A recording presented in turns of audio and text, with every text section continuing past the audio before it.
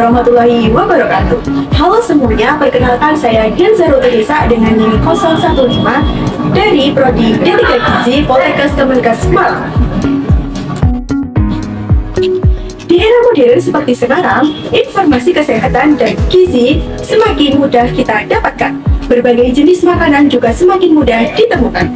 Tapi, pernahkah kita berpikir, mengapa masih ada balita yang mengalami kekurangan gizi kronis seperti marasmus?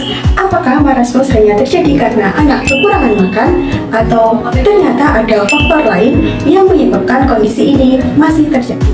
Nah, pada video ini saya akan membahas tentang mengapa marasmus masih terjadi di era modern. Kita akan mengetahui apa itu marasmus, mengetahui penyebab langsung dan tidak langsung terjadinya marasmus, mengetahui dampaknya bagi balita, serta mengetahui apa yang dapat dilakukan untuk mencegahnya. Yuk kita cari tahu bersama. Indonesia, prevalensi marasmus tergolong tinggi berdasarkan survei status gizi Indonesia yang dilakukan oleh Kementerian Kesehatan. Prevalensi wasting mencakup marasmus pada balita mencapai 7,7%. Hal tersebut mengalami peningkatan dari tahun sebelumnya, yaitu 7,1% pada tahun 2021. Angka ini menunjukkan bahwa masalah gizi pada balita masih perlu mendapatkan perhatian. Lalu muncul pertanyaan penting, jika kita sudah hidup di era modern ini, mengapa marasmus masih terjadi? Untuk menjawabnya, kita perlu memahami terlebih dahulu apa sebenarnya marasmus. Marasmus merupakan salah satu bentuk kekurangan gizi kronis yang terjadi akibat kekurangan energi dan zat gizi secara kronis atau berkepanjangan. Ketika kebutuhan energi anak tidak terpenuhi, tubuh akan menggunakan cadangan energi yang ada, termasuk lemak dan protein dalam tubuh. Akibatnya, anak dapat mengalami kehilangan lemak dan massa otot secara berlebih. Secara fisik, anak dengan marasmus dapat terlihat sangat kurus, tulang iga tampak jelas, kulit terlihat keriput, jaringan lemak berkurang, dan wajah tampak seperti orang tua. Namun, marasmus tidak muncul begitu saja. Ada beberapa faktor yang saling berkaitan. Untuk memahaminya, kita dapat melihatnya dari penyebab langsung dan tidak langsung. Nah, yang pertama kita akan membahas penyebab marasmus secara langsung. Penyebab marasmus secara langsung berkaitan dengan dua hal utama, yaitu makanan yang tidak mencukupi dan penyakit atau infeksi. Ketika anak tidak mendapatkan energi dan zat gizi yang cukup, kebutuhan tubuh untuk tumbuh dan berkembang tidak dapat terpenuhi. Penyakit dan infeksi dapat menyebabkan nafsu makan anak menurun dan kondisi tubuh semakin lemah. Akibatnya dapat terjadi sebuah siklus. Yang pertama yaitu asupan kurang, lalu tubuh melemah, mudah sakit, nafsu makan menurun, dan yang terakhir, kekurangan gizi semakin berat. Jadi, ketika melihat anak mengalami marasmus, jangan langsung berpikir bahwa anak tersebut kurang makan, karena ada faktor lain yang mungkin menjadi penyebab di baliknya. Nah, sekarang kita masuk ke penyebab marasmus secara tidak langsung. Beberapa faktor yang dapat berperan antara lain yaitu kemiskinan dan keterbatasan ekonomi, rendahnya pengetahuan gizi, pola asuh dan praktik pemberian makan yang kurang tepat, sanitasi dan lingkungan yang kurang baik, serta keterbatasan akses terhadap pangan dan pelayanan kesehatan. Faktor-faktor tersebut saling berhubungan dan akhirnya mempengaruhi kondisi gizi anak.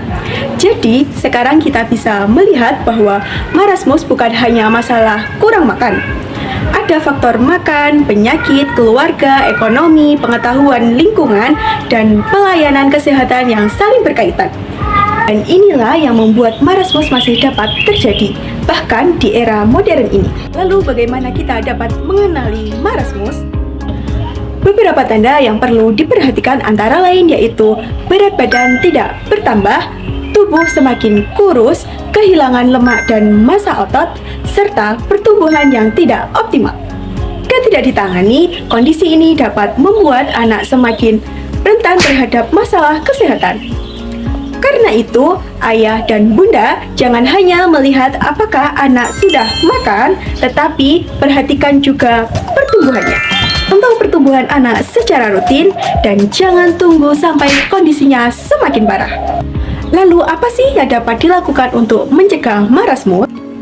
Pencegahan dapat dimulai dari keluarga dengan memenuhi kebutuhan gizi anak sesuai usia, memberikan makanan yang beragam dan bergizi, menjaga kebersihan makanan serta lingkungan, dan melakukan pemantauan pertumbuhan secara rutin. Semakin kurus, berat badan tidak naik, sering sakit, atau mengalami kesulitan makan, segera konsultasi kepada tenaga kesehatan.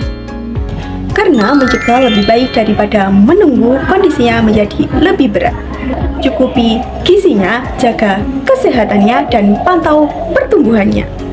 Sekarang kita kembali pada pertanyaan awal, mengapa marasmus masih terjadi di era modern? Karena marasmus bukan hanya tentang kekurangan makan, ada penyebab langsung seperti asupan tidak mencukupi dan penyakit atau infeksi, serta penyebab tidak langsung seperti kemiskinan, pengetahuan gizi, pola asuh, sanitasi, lingkungan, dan akses pelayanan kesehatan. Artinya, mencegah marasmus bukan hanya tentang memberi makan, tetapi juga memastikan anak mendapat gizi yang cukup, tumbuh di lingkungan yang sehat, dan pertumbuhannya terus dipantau. Jadi, mulai sekarang, jangan tunggu anak kurus untuk memulai peduli, kenali, pantau, dan cegah sejak dini. Gizi yang cukup, tumbuh terpantau, anak berkembang optimal.